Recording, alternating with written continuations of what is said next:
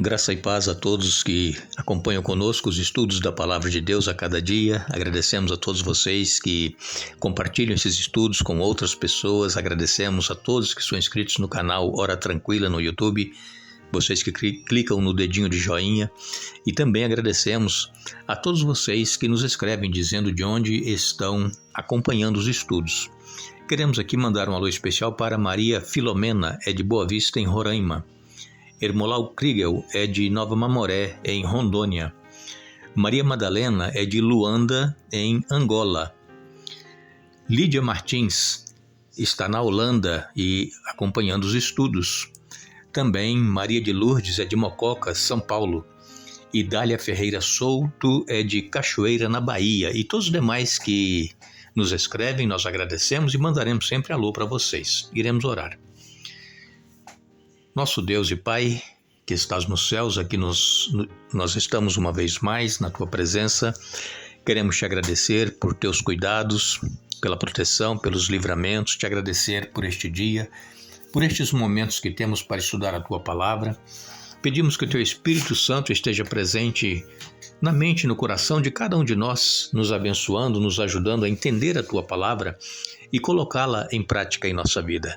Pedimos, Pai, que estejas com todos aqueles que estão passando por momentos difíceis em suas vidas, por provações, tribulações, angústias, lutas de todas as espécies, e também pedimos, Pai, que, acima de tudo, dê a cada um a certeza da Tua presença em suas vidas. Perdoe os nossos pecados em nome de Jesus. Amém. Estamos dando continuidade ao estudo desta semana, onde nós estamos falando sobre a esperança do Antigo Testamento. E como nós já vimos até aqui, a esperança dos filhos de Deus no Antigo Testamento era a certeza da ressurreição. Por quê? Todos nós, infelizmente, passamos, pela morte. Uns já passaram, estão lá no descanso, outros irão passar, nós não sabemos o que será de nós amanhã. Nós estamos aguardando a volta de Jesus. Esperamos que Ele volte conosco ainda vivos, não é mesmo? Para sermos transformados e podermos então subir juntamente com os salvos que estão mortos e que ressuscitarão, e juntos subirmos para encontrar com o Senhor nos ares. Essa é a nossa esperança. Mas se porventura passarmos pelo descanso, que tenhamos a certeza de que nós vamos ressuscitar na primeira ressurreição, tá? É a ressurreição dos salvos. E como nós já dissemos aqui essa semana, todos aqueles heróis do passado, heróis bíblicos que já descansam, eles também estão no pó da terra aguardando a ressurreição. Eles não sabem nada do que está acontecendo, e quando Jesus voltar e que ressuscitarem, será como se tivesse dormido um pequeno sono, porque não sabem o tempo que passou aqui, desde quando eles morreram. E isso é muito bom, não é? Porque muitas pessoas ficam preocupadas com alguém que morreu, e se a pessoa não estava em comunhão com Deus, então muitas pessoas que creem no inferno, então pensam que a alma se desprendeu do corpo e está lá no inferno penando, pagando lá, queimando no inferno. Isso não existe, irmãos, isso não existe. O inferno é a sepultura. O que haverá de fogo será na vinda de Jesus após o milênio, quando este mundo será destruído pelo fogo e enxofre. Aí será destruído Satanás, os anjos maus e todos os ímpios que recusaram aceitar a Jesus. Então todos esses perecerão no lago de fogo e enxofre. E isso é o juízo, a condenação eterna. Aí virarão cinzas e não existirão mais. Essa terra será purificada pelo fogo, e aqui será estabelecido então o novo céu e a nova terra, isso após o milênio. Isso aí a gente pode fazer um estudo mais à frente sobre essa questão do milênio, que algumas pessoas entendem um pouco diferente do que está na Bíblia. Mas o que nós estamos falando essa semana é da ressurreição. E no Novo Testamento nós sabemos que encontramos ali várias citações de ressurreições de mortos, e também vimos aqui essa semana até aqui que no Antigo Testamento já houve ressurreição, e eles criam também na ressurreição dos mortos.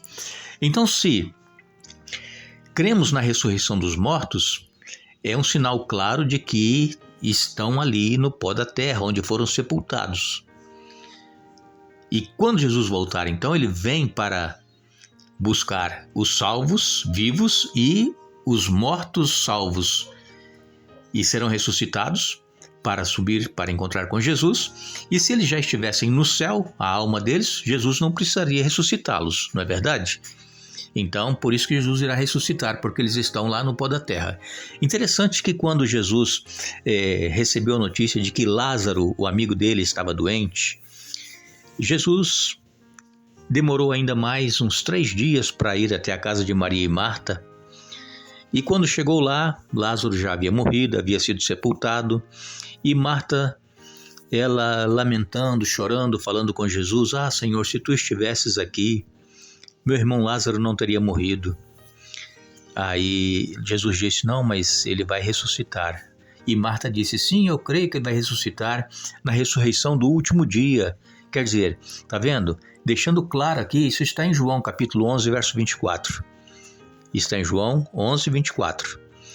Ela disse que Lázaro ressuscitaria na ressurreição do último dia. Então já havia essa crença.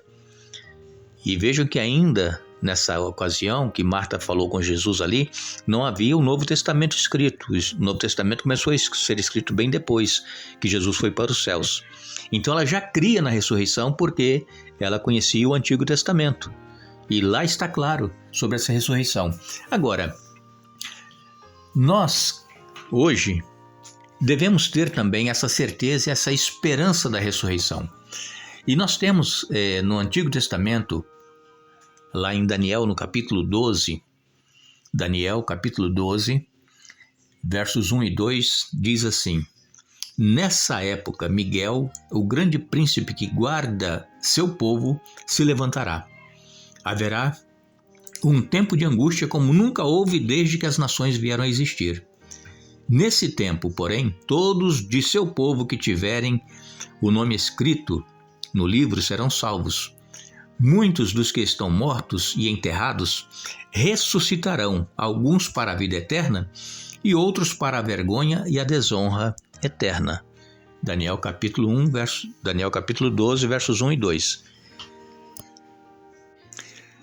Então, aqui na Palavra de Deus, no Antigo Testamento, vejam que Daniel escreveu já a respeito dessa ressurreição. Interessante que ele diz aqui que haverá um tempo de angústia como nunca houve desde que as nações vieram a existir. E é exatamente esse tempo que nós estamos vivendo, um tempo de angústia. Todas as nações hoje no mundo inteiro estão passando por angústias. Vocês veem o que está acontecendo na Europa? A angústia por falta de energia, por falta de gás para aquecimento, agora que o inverno está chegando lá na Europa, aqui nos Estados Unidos também vai chegar o inverno agora em dezembro, mas aqui por enquanto ainda tem a energia, tem o gás, mas na Europa já está faltando. Por quê? Por causa do problema que houve lá com a Rússia e a Ucrânia. Então a angústia ela está por todas as nações. A África, nos dito que em 2023 haverá uma fome como nunca houve na África. Veja que eles já passam fome e haverá, então eles estão em angústia por causa da fome. E outros países mais estão com grandes problemas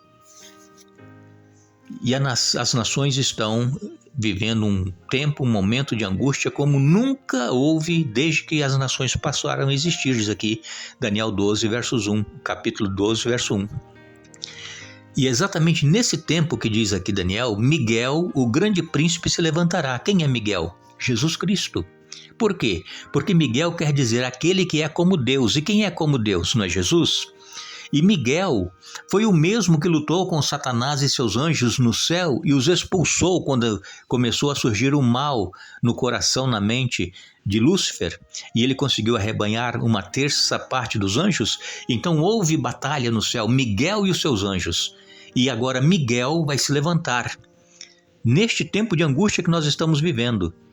E então vai se levantar para quê? Para guardar o seu povo. Nós não precisamos temer, irmãos, o que está diante de nós para acontecer. Se nós estivermos com a nossa vida escondida em Cristo, se nós estivermos buscando a Deus cada dia, tendo relacionamento com Ele, nos consagrando a Ele, fazendo a vontade dEle, não a nossa vontade, se nós estivermos orando a cada dia, ajudando as pessoas que estão sofrendo ao nosso redor, nós estaremos guardados por Miguel e os seus anjos, nada de mal nos acontecerá. Nós temos que ter essa certeza. E outra coisa, se passarmos pela morte até acontecer a volta de Jesus, até que Miguel vai se levantar, se passarmos pela morte, ter a certeza da ressurreição.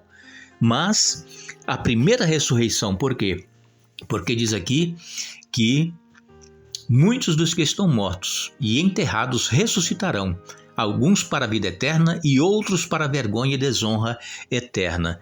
Então aqui está claro que na primeira ressurreição irão ressuscitar aqueles que receberão o galardão da vida eterna.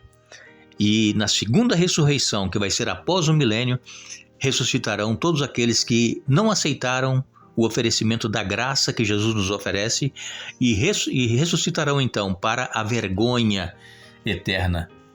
Diz aqui Daniel capítulo 12, versos 1 e 2.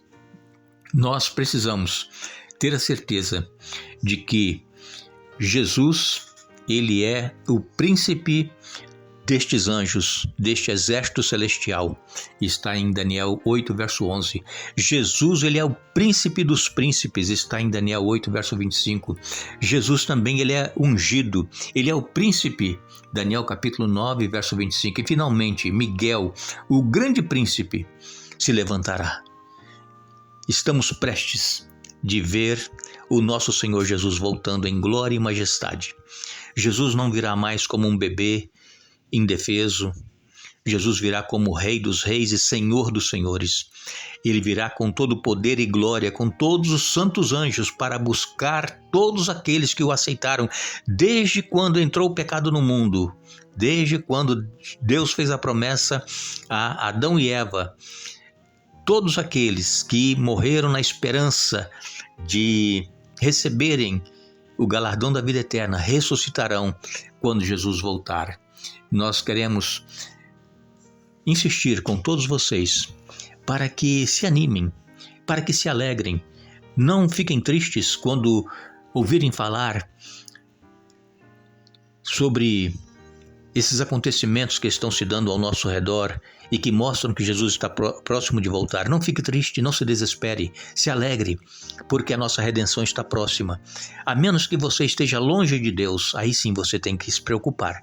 Mas é muito fácil, é só você se ajoelhar, se render aos pés de Jesus, confessar os seus pecados, pedir perdão, Ele te perdoa, e a partir daí você comece a caminhar com Ele. Não pense que o pecado que você cometeu ou o que você acha que foi tão grave e que não tem mais perdão, tem perdão sim. Jesus disse que todo pecado será perdoado, se confessado será perdoado. O único pecado que não será perdoado é a blasfêmia contra o Espírito Santo. Mas qualquer outro pecado, qualquer pecado que nós cometemos, tem perdão.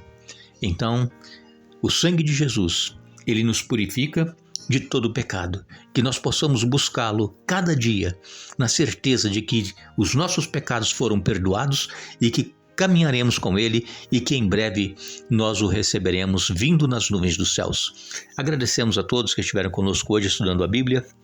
Retornaremos amanhã para concluir o estudo desta semana, mas não nos esqueçamos das palavras de Jesus. Eu sou a ressurreição e a vida. Quem crê em mim, ainda que morra, viverá. João capítulo 11, verso 25. Que Deus nos abençoe.